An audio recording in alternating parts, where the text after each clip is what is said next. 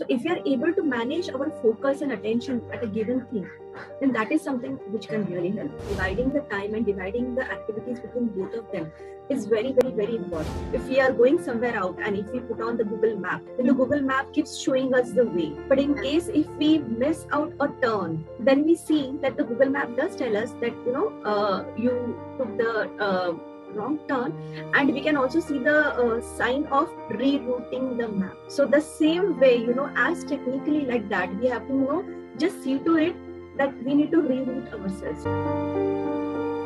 Hello and welcome to the third episode of Answering the Unanswered. Today the topic at hand is your story one of the unwanted extra hours? Let us know in the comments, and I'm pretty sure this video will guide you to have a work-life balance in the era of work from home. So today our guest is Ms. Amrita Achrekar. Welcome to the session, ma'am. Hello. About ma'am, her expertise is in counseling the adolescents and adults. She is working for more than 16 years in this field. She is also an L&D facilitator conducting behavioral session and post training. She uses various modalities along with psychotherapy like graphotherapy, batch flow, drawing analysis. She also runs a podcast in her name to spread awareness about mental health. That's great. Thank you, Sakshi. Yeah, thank you, Sakshi, for inviting me. Most welcome. And it's our pleasure to have you on the show.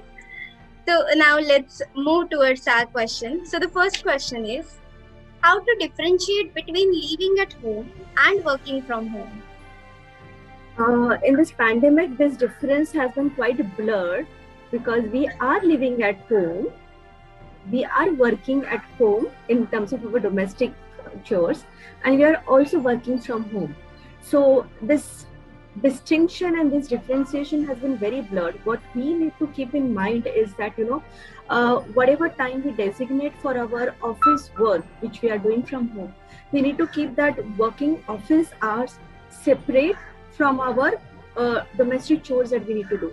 So probably if, by now everybody has aced this particular part of, working from home.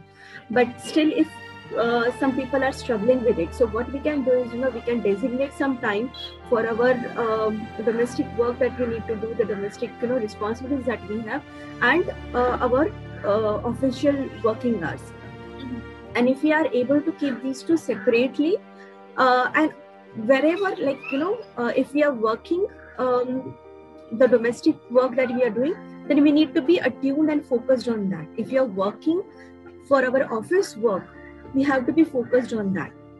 So if we are able to manage our focus and attention at a given thing, then that is something which can really help.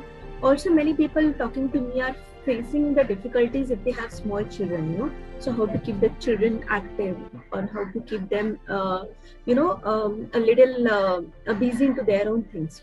So parents can, they can have their own group, they can talk to their teachers on, finding out the activities, various activities, or even all the family members need to sit together and work out on how they can complement and help each other into these things. So, dividing the time for looking after the children, if you have a joint family, or even if you're nuclear, only the husband and wife are looking after the kids, then dividing the time and dividing the activities between both of them is very, very, very important, because both of them might be working. Then both of them need help. It's not that only one person, who is working needs help. Both of them need help. So this is a time when, we need to be a little more empathetic and understanding towards the people who are working from home. Mm-hmm. Okay, so what I understand is we need to schedule our day accordingly. Yes. And give prioritize to both, to our personal as well as professional life. Correct. Yeah. So, yeah, that was it. The next question is, how can we say no to those extra work hours? It gets difficult to say no. Yes, it gets very difficult to say no, and it also depends on what is the extra work coming in at the odd hours. Yeah. Is it really very important that it has to be done there and there itself? or can it be done the next day or something like that. So there needs to be a clear communication between you and your immediate manager, or probably even the HR. So you can also share what difficulties you're facing with your HR. You can help them understand that these are the practical difficulties after the working hours, looking after the family responsibilities and stuff, it becomes difficult. So if there is something which can be a streamline, that if it is not very urgent and not very important, then probably yes, taking down that work, but probably doing that the first thing the next day.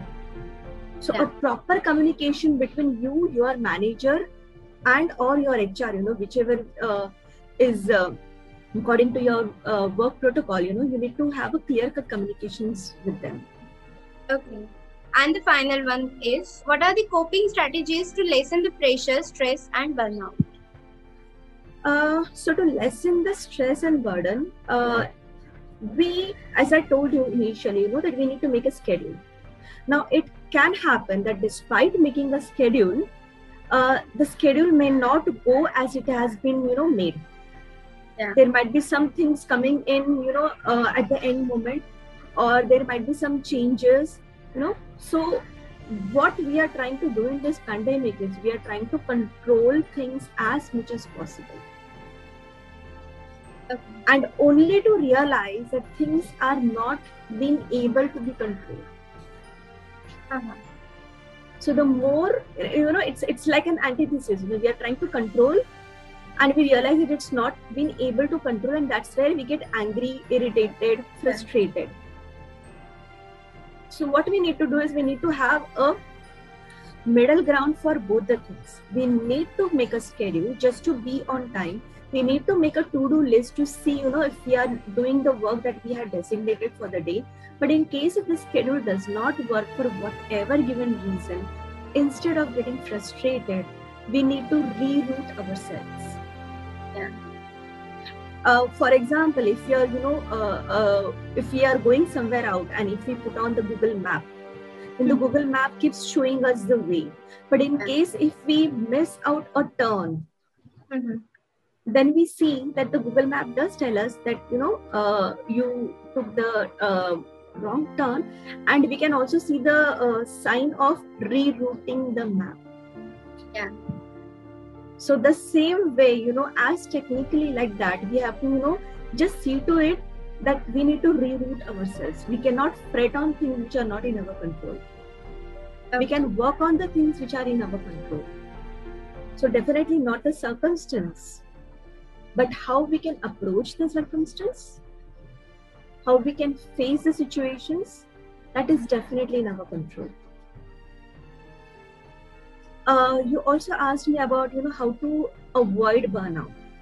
So to avoid burnout, one reaches the stage of burnout if we are constantly working like a machine 24/7. So some easy tips, to not go towards the burnout would be having a good sleep of minimum 7 to 8 hours. Okay. Having meals on time. Having a family time when we are conversing or when we are doing some activity with the family, because everybody is at home, still having a common time for eating all together is very important. At least one meal of a day. If lunch is not possible because of our given work schedules or something, at least see to it that dinners you're doing it together. Depending on what are the age group, there are many board games which are available. So try and indulge playing into the board game. So which will, also increase the family cohesiveness. And whenever and wherever possible, try to get some time for yourself. That could range, that some me time could range from 5 minutes to 30 minutes, and luxury if we can get 1 hour. Now in this limited time of 5 minutes, 10 minutes or 15 minutes, indulge into any activity that you like to do. It could be as small as, reading. So at least reading 1 or 2 pages, at least within 5 minutes, so we can do definitely that much. Or else if we, can just put in music and dance with the kids. Because dance is something, it unwinds your body also. It relaxes your body. There is a surge of the dopamine that happens, which makes you feel good. Dance is also an alternative form of workout. So if you can have some time designated wherein you can dance or do some activities like Zumba or whatever which is feasible for you, indulge into those activities. Those activities can be either only your me time or it could be with your kids also, which you can enjoy. Okay. And having timely communication with your family members. If there are any issues that your communication ends up into fights or arguments, then do take professional help. There are many helplines available. There are many mental health professionals available online also. Many of us are working online. So do take professional help and try to work out on these things. Because the more we try to push these things forward, it ultimately ends up into having, bigger disasters, which would be, having illness in the family, or which would be as big as, not having harmonious relationships at home. So don't wait till, you reach the, end of the bridge. If you feel, that there are the waters are troubling and it's, difficult time, do take timely help, and it's okay to ask for help. There is nothing wrong, there is nothing bad, and it's not a sign of weakness. If you feel like crying, go ahead and cry. Because crying, the tears that we have, they are also, tears also, release certain chemicals, the stress chemicals. So if you actually would witness, that when you cry, and when you cry heartfully, you can either go into the washroom and cry, you can cry in front of the family and talk about it, because there are many households which say that crying is not a good thing. They will tell you don't cry, or even if you're getting angry, they will say don't get angry. So don't is not the solution. Tell the person what needs to be done, and it is okay to cry, it is okay to get angry. But after that, there has to be, something, some solution or some catharsis that needs to be followed. So these are, the small bit of things that, family can do together, and even on a personal level, you can do to not reach the level of burnout and to manage your stress timely. Even as small as, listening to music, or, looking through the family album and, talking through the things. These are the small little things which help and go a long way in helping. Actually. So that was it for today, and thank you so much, ma'am, for your time. And if to all the viewers, if you found this even a bit helpful, please like, share, and comment. And I'll meet you again with another AME. Thank you so much.